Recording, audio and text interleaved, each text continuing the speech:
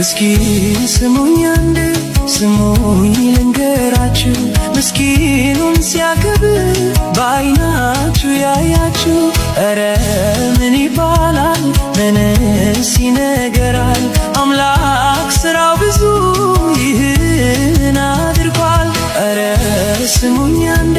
ስሙኝ ልንገራችሁ ምስኪኑን ሲያከብር በዓይናችሁ ያያችሁ ኧረ